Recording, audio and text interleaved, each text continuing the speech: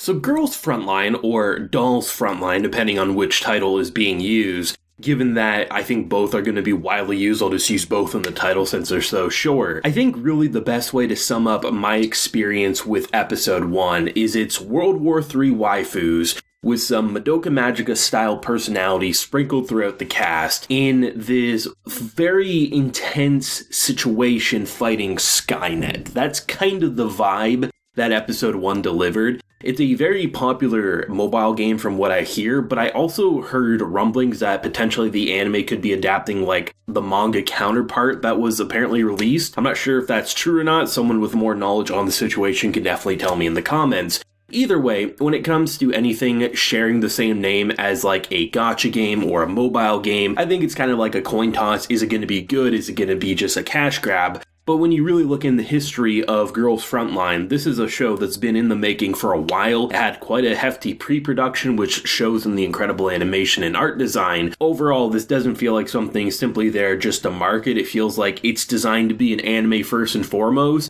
And from what I just saw with episode 1, I think probably fans of the originals are probably going to get a kick out of it, just seeing it finally like animated fully. But at the same time, I don't think, from what I've seen anyway, it can't be enjoyed by fresh experiences like myself, because I've never experienced anything other than like the 3 or 4 trailers that were released before episode 1 dropped. There is a lot of characters, and all the characters are named after different weapons. So you have like M4 and just everything like that. You can look at the overall aesthetic of these characters. They're, without a doubt, they're dressed up in cute outfits. They are cute girls doing messed up things. That is honestly a sub-anime genre in itself, and I think really a lot of people look at shows like Madoka Magica for really kickstarting the popularity. And truthfully, you could argue, do they need to look the way they do? Do they need to be dressed up in the outfits that they are? No. But the style is goddamn interesting, seeing like maids like have these giant ass guns on their hips as they're firing basically turrets at you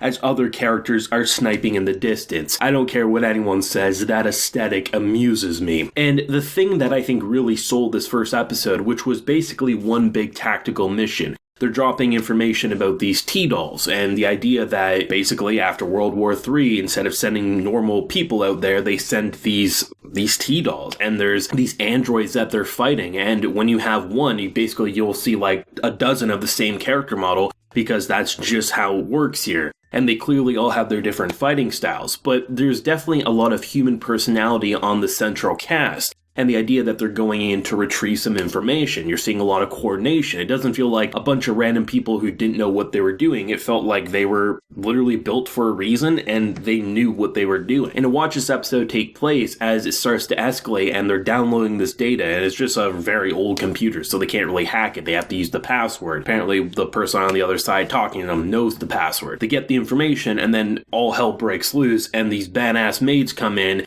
and just completely shake and turn the tables. What I really loved is when it came to the very high-octane moments of this episode, they're basically trapped in a church, right? And then you have these 2 women with literally 2 turrets each on them, and what the hell can you do with your puny assault rifle or sniper rifle, right? You're not going to see like this static combat where the characters are just sitting, taking shots, and covering behind cover. Now, I have on the channel in different videos say I like the fact that there's some realistic tactical combat, because if you're a sniper, right, you're not just going to be running and sniping, you're going to wait for your moment and take the shot. But in a show like this, you want to see something a little more exciting, and the fact that you'll see these characters jump and slide behind cover, take their shot, they'll go in the distance, they'll be launching grenade launchers at you. There's just a lot of fun things to look at, but it doesn't just feel like it's fun for the sake of fun. The fun is tactical in their own way, so it's visual eye candy while also feeling like they're making a plan. It's not just like some anime director said, okay, we got waifus in all these cute, adorable outfits, they're just gonna run and blaze, they're gonna play Call of Duty basically. No. They're playing like Counter-Strike here. They're actually being tactical with how they're going about things, and there's teamwork and cooperation. And I like that. It's not overly complex, but it's enough to make you say,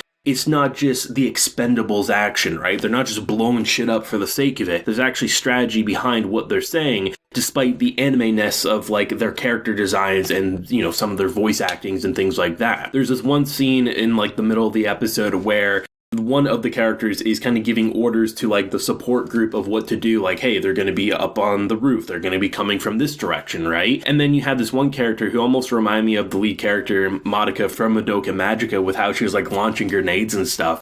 It was just a really cute, fun, and kind of brutal experience. I mean, given like what they are as characters, you can literally blow their faces off without having to, you know, have black bars or white screens of death. You can see them like literally wires dangling because it's not blood, so you can get away with a lot more, especially for TV anime. To me, it just feels like a really refined production. The opening, I think, there's probably going to be some people who say, oh my god, the opening's visuals are some of the most beautiful things I've ever seen, but the anime doesn't quite look like that, and that's perfectly fine to me. I mean, the person who worked on the opening, I think worked on Sword Art Online and other big projects like that, but the anime does look pretty. The anime's art design, I think, is very similar to a Ufotable anime. If you just look at it standing still from background designs, the way they blow into character models, it's very similar to how Ufotable goes about animating things. But when it comes to the actual animation, yes, it's not the exact same as a Fate Zero or Fate Stay Night Unlimited Blade works, but it's still very well animated, and I think doesn't look like, oh, it came out rushed or it's coming out unfinished. No, this felt like a very finished episode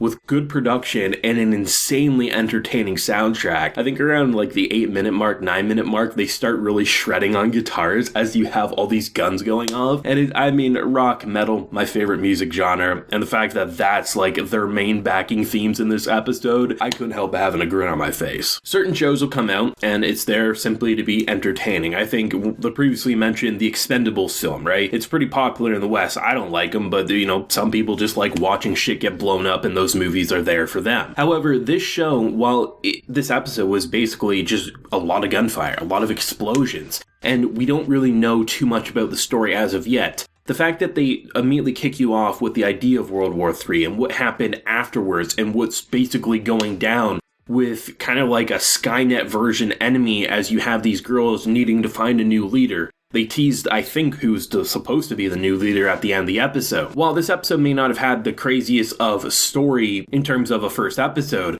the story foundation was laid, and they showed you what type of shenanigans these characters can get up to. And the fact that despite, you know, what easily could have just been, oh, they're emotionless robots, here we go, they're just gonna get blown apart. While some of them, in terms of like the side casts that were basically there kind of just to get them out of there, didn't really feel like they had all too much personality, the core group does. So when things and bad things do happen, I don't see how a cast like this completely survives all the way to episode 12. You know it's going to pull on your heartstrings because they're going to build up those connections. And the fact that they really do have trust in each other, the final strike at the end of the episode by splitting apart into 3 different directions, the fact that they could only cover from 2 directions despite having these insane turrets, I thought it was really clever. And honestly, this show, I like it. I like it a lot. I was expecting to enjoy it, but I like how it still surpassed my initial expectations because it was a lot more tactical than I thought, and it was also full of more personality than I initially thought these character designs were going to give me.